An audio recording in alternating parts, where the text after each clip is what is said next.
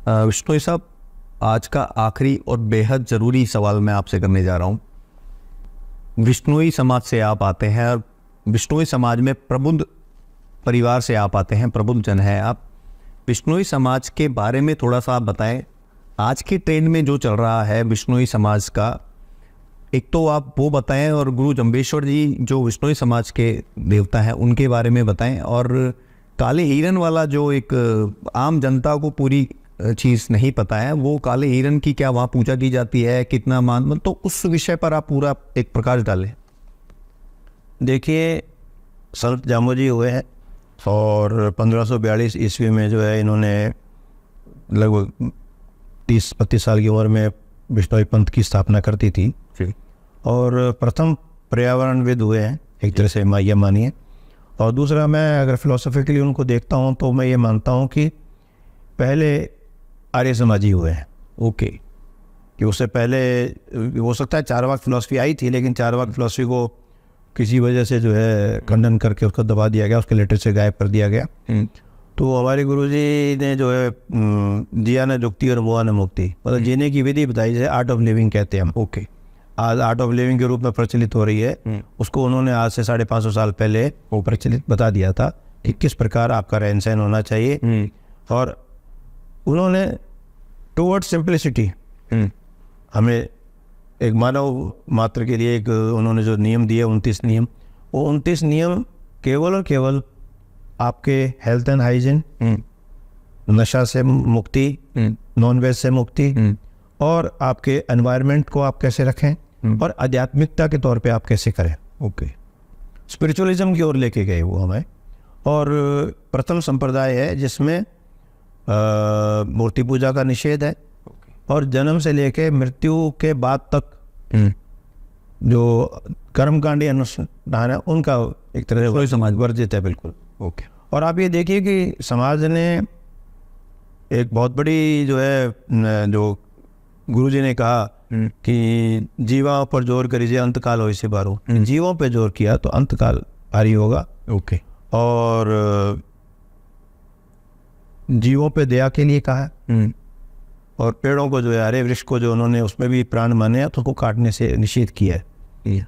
तो अब आप देखिए कि पेड़ों को बचाने के लिए विश्नोई संप्रदाय के जो लोग थे उन्होंने अपनी पद्धति चेंज की, अपने आप को जलाने से छोड़कर अपने आप को दफनाने लगे ताकि पेड़ काटना ना पड़े। अच्छा, मतलब ये शुरू से ही ऐसा हो रहा है या अब बाद में? नहीं, है जो स्टार्टिंग से ही, मतलब आप, क्योंकि उन्होंने उस वक्त महसूस किया कि भी रेगिस्तान में वैसे ही पेड़ों की शॉर्टेज थी, और यदि आप एक डेड बॉडी जो आदमी मृत हो गया, अब उसके वो कहते हैं ना कि वो तो 5 तत्व में मिलीन होना, शव को जलाएंगे तो लकड़ी, तो जलाएंगे तो लकड़ी। अब वो लकड़ी जो शव जलाने के लिए क्विंटलों में लग रही है, उससे आप कितनी आप भोजन व्यवस्था अपनी कर सकते हो। ओके। तो इसलिए दफनाना शुरू कर दिया, क्योंकि यहाँ ज़मीन बहुतायत में थी। तो हमारे तो ये भी नहीं है कि कहीं उसको जो है कोई कब्रिस्तान में किया जाए, खेत में, खलिहान में, घर में, कहीं भी आपको। उनका ये मानना है कि हमारा बुजुर्ग है, जब हमारे अनिष्ट थोड़ा ही करेगा। तो ये मानते हुए उसको जो है वहाँ दफनाना शुरू कर दिया। तो एक पेड़ों को बचाने के लिए एक कितना बड़ा डिफेंस, सही बात, एक बड़ा मैसेज था, बड़ा मैसेज। एक पर्यावरण, वो हमारे गुरुजन का पहले क्रिया आप कमाइए तो औरों को फरमाइए। ओके। पहले अपने पे इम्प्लीमेंट करिए, देन तो हम विश्नोई संप्रदाय ने हर चीज़ अपने पे इम्प्लीमेंट की है पहले। ओके। फिर दूसरों को रेफर किया है। तो ये एक पेड़ों के लिए फिर 363 विश्नोई वाला जो खेजड़जी वाला बलिदान है, वो अपने आप में एक यूनिक एग्जाम्पल है कि सिर सांटे रोग रहे तो भी स्वस्थ हो जा, कि भी अगर पेड़ बचाने के लिए अगर ये सिर भी देना पड़े तो भी सस्ता है।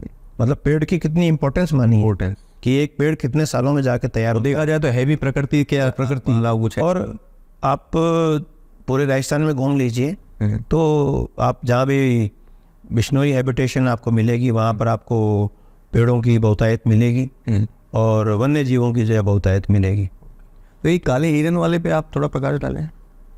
देखिए, हिरन का नहीं है, हिरन तो देखिए काला हिरन, चिंकारा है, सब जो जीव भी है। अच्छा, जो जीव हैं, जीवों पे जीव दया पालनी रूप नहीं लोग हवे, गुरुजी ने कहा। ओके।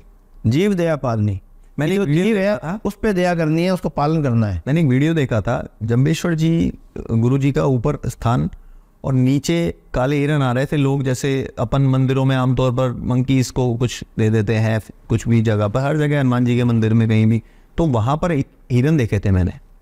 एक्चुअली क्या है कि वाइल्ड लाइफ है और जहाँ इनको प्रोटेक्शन मिलेगा तो वो जीव भी तो वहीं जाएंगे। वो वहीं जाता है।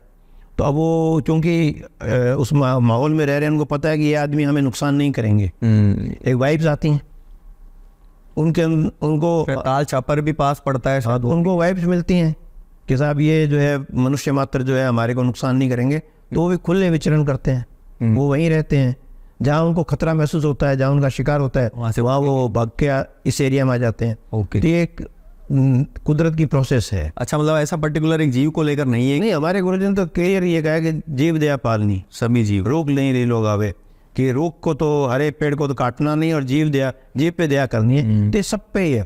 जीव जिसमें जीव माना है उसके लिए जो है ये एक तरह अहिंसात्मक गुरुजी का मैसेज रहा है।